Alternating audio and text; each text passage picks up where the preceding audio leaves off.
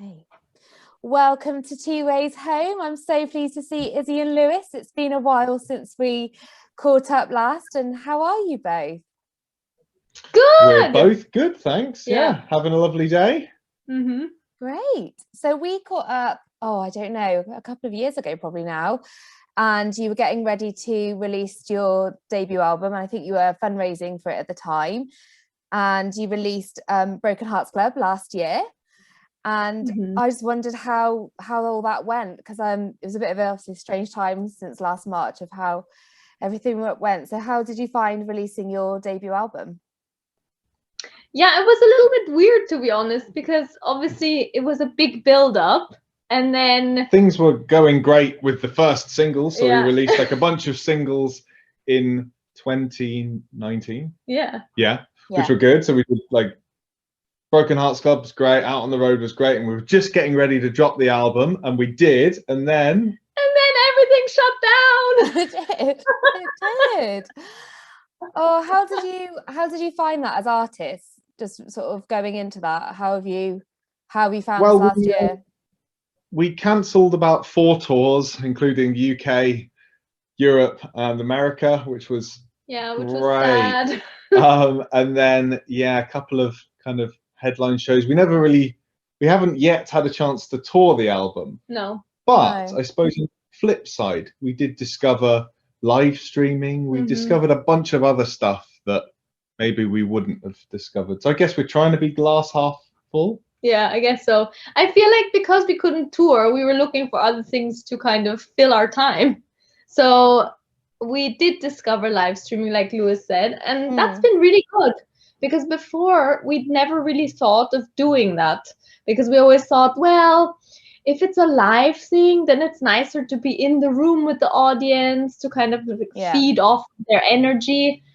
But yeah, the situation kind of called for it. And then we now really enjoy it, because basically what happens is that you can actually talk to your fans and your friends and everyone online, and you can interact with them on the live stream. So that's really cool. And out of a lot of artists, you both were very consistent with the live streams that you were putting out, weren't you? You're kind of quite a regular pattern of doing that. And did you find that you had a lot of new people discover you that way? Yeah, I feel like one thing, as Izzy said, it was the ability to interact and kind of pull new fans from different places that was really unique to live streaming. So I feel like some of the people that were tuning in every week, and we'd kind of have a little back and forth message with, and we kind of, some of them came because they were interested in beer or coffee, which we made our streams also feature around. Yeah. And now it's weird. I feel like a few of them are part of the furniture, you know, when they comment on posts or when we see them on live streams. But really, I think there's quite a few fans that we picked up just since doing live streams. And actually, we just talked the other day, like some of them, I don't even know how they found us. No. I think that network's expanding, isn't it, really, in country music? It just seems to be growing, and there's just so many artists I've discovered this year, which has been great, sort of randomly just sort of showing up on social media, and you're just like, oh, what's going on here? So that's really great. It sounds like you've had quite a positive experience with the live streaming sort of sets then, in a way.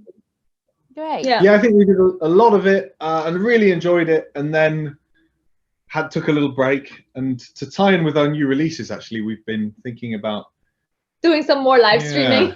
Yeah, brilliant. Okay, great. So you're now re-exploring 3 tracks from the album. And how did that idea come about? I'd love to know a bit more about that. You released Conquer the World on the 19th of March, and then coming up, I've had a little sneak preview of Prove Me Wrong, sort of the defined, I guess, song. So how did that all come about? You're looking at me. Yeah. I feel like we released this album, and we, as I think you said earlier, we crowdfunded it and got a great budget together and did it very much, you know, with a good sized team, and are super happy with how the album turned out. But because we couldn't tour it in the way that we'd have loved to do, we didn't want the songs to we kind of felt like we wanted a bit more life out of the album. We never got to play that album just after it had been released. Sure. So Conquer the World, the first single, whilst we really liked the album version, I think originally we had it in our head as a bit quicker, a bit of a bigger production. Yeah. So I guess with that one, we rearranged it to be more than it is on the album. And then I guess with Prove Me Wrong, we kind of rearranged it to have less. It's a more stripped back acoustic version. Yeah, it is. And I noticed that when I was trying to compare the two versions, because it sticks to its roots, but it's very much, they're both quite different in the sense. And I can definitely see what you said about Conquer the World being quite a live performance, kind of a bigger song in that way. Prove Me Wrong, I really like. I think I noticed the instrumental in it a lot more this time. I don't know if that was just me picking up on it, but I really noticed that beat a lot more. So I don't know if you're allowed to give us a sneak preview of what the next one will be, but I'll just keep pushing. Is it more so that tone? We're yet to announce, but I was thinking about this earlier. If Conquer the World was kind of more and Prove Me Wrong was less, the third one's definitely more like alternative. It's just alternative. It's not, okay. It's not a bigger. Yeah, it's not really a bigger or smaller arrangement. It's just sort of a bit different.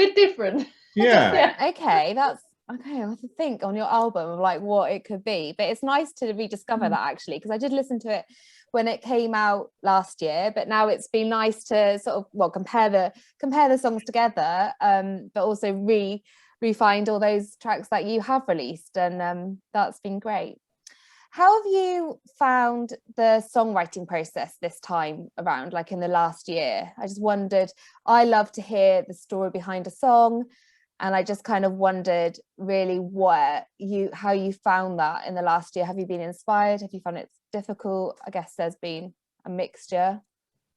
I think at the very beginning of lockdown, it was quite difficult because we're very used to like going out, seeing other acts play, finding inspiration and just like seeing live music, and also just like people watching. And obviously lockdown just locks you down at home, so we didn't really go anywhere to get any inspiration. So I feel like the first few months we didn't do any writing at all, and then after we kind of discovered the live streaming and everything was kind of like picking up again, it was a little bit easier to get ideas again. We felt a little bit more inspired, but yeah. I feel like we used the last year more to learn how to play new instruments. Also, these 3 new releases are all recorded, produced and mixed just by the 2 of us, which is a first really. Before we've always had other musicians, and we've also had a different mixing engineer, but it's been a great time to learn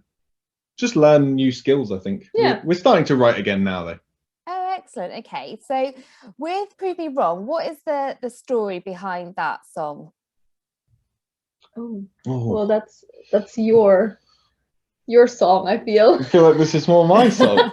Yeah, we had actually had we wrote this song and one of the other songs on our album, which is eluding me right now.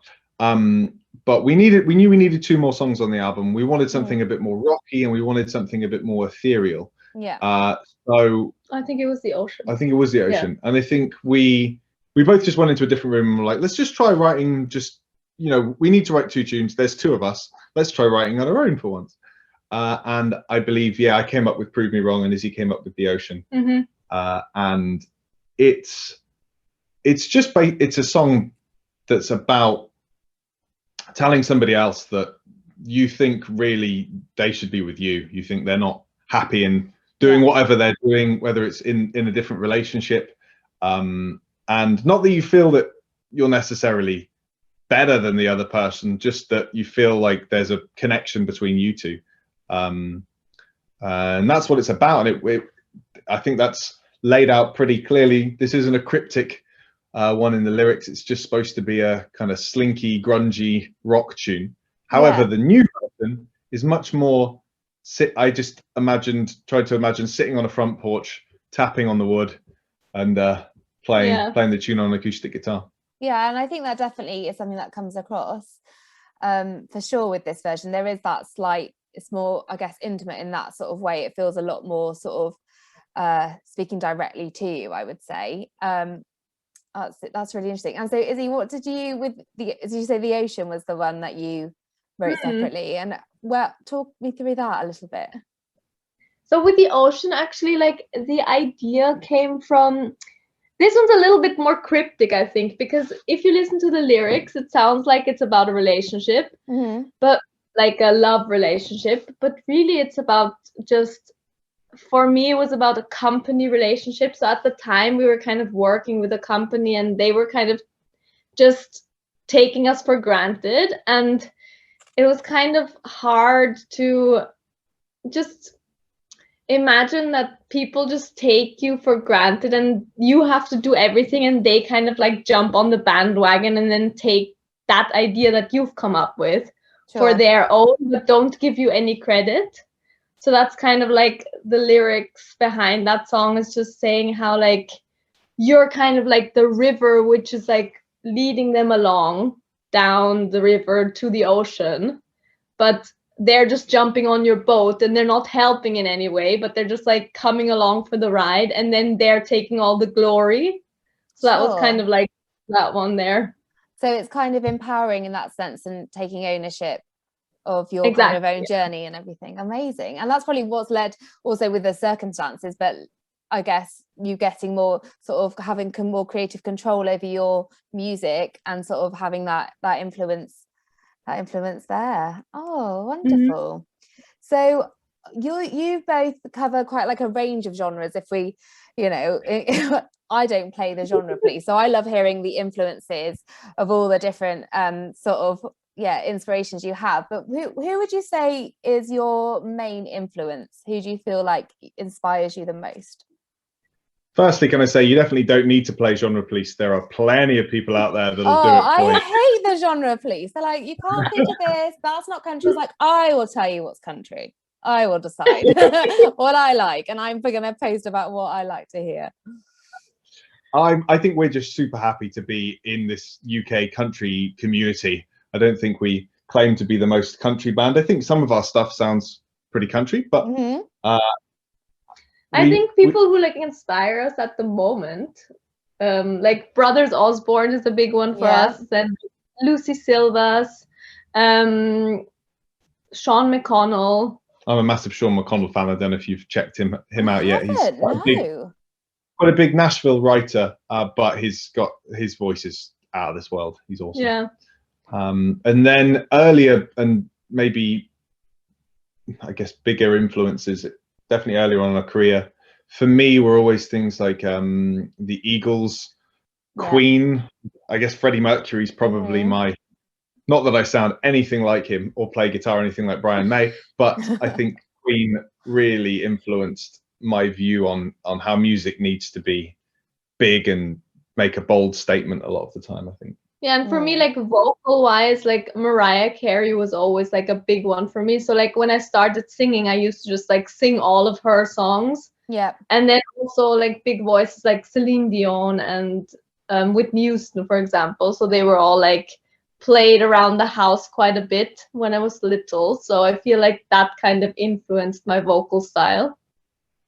So yeah.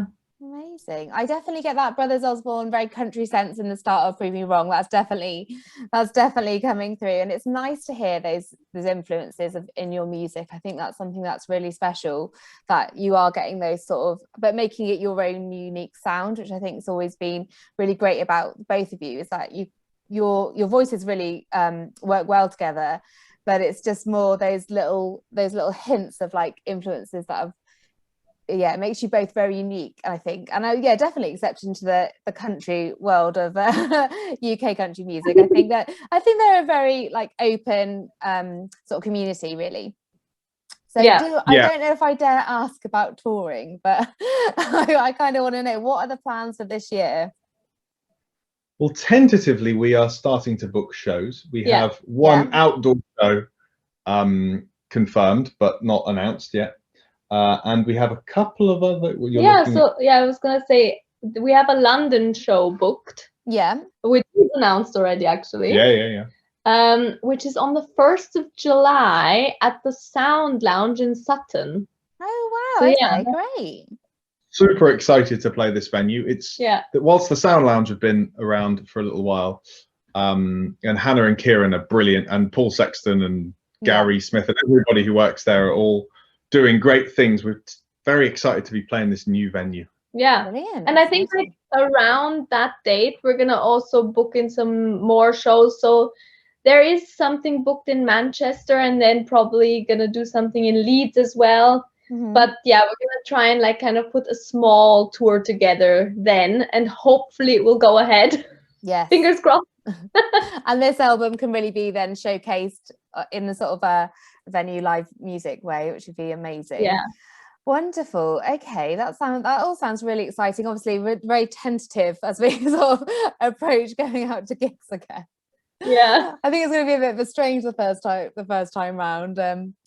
And I will have to ask you about the roundup, because you're also known for this amazing songwriters evening in London. And what are the plans with that? Have you got any more further ideas of where that's going to go? There will definitely be more roundup shows, I would say. Yes, there will be. We are considering, we love the venue that we're at. We're also considering trying a couple of different venues, seeing where it works. And we will probably, carry on running them in the same way that we did before. Maybe a little less often, as they were once a month. We might, we found we were gigging super often at one point, and sometimes it's better to spread things out a little bit more and be able to really push certain shows. But I think we'll start again with them at the end of summer. So we want to see how these shows will go now. It's just like the live shows with just us, and then actually putting on a show is a bit different, because obviously if it then can't go ahead, you'll have to cancel all the acts, and obviously we always have 3 other acts, so we don't want to say, oh, cancelled again. So we're gonna wait a little bit longer with them, but I think end of summer is kind of the plan to do that. That sounds like a great idea. Yeah, I think that's what's so nice about those songwriter rounds, is that you really hear, you know, the stories behind the songs from different artists and a real variety. So yeah, I think being cautious in the hope that they can go ahead will be brilliant. So Proving Wrong's out Friday, which is very exciting. The sort of a different version of it, which is going to be great. And then the next single will be out, I guess, not too long after that, the third 30th of April. 30th of April, amazing. So I'll be listening out for that. So that's all available to pre-order and to download soon. It's very exciting. And I guess for tickets later on for your tour, that would just be to go to your website and have a look at that. Brilliant. Well, it's been so great to catch up with both of you. So thank you so much. And we look forward to hearing you more, and obviously hearing these redefined songs. It's going to be amazing. It's been brilliant chatting to you too. Thanks a lot. Thank you guys. Speak to you soon. Bye. Bye.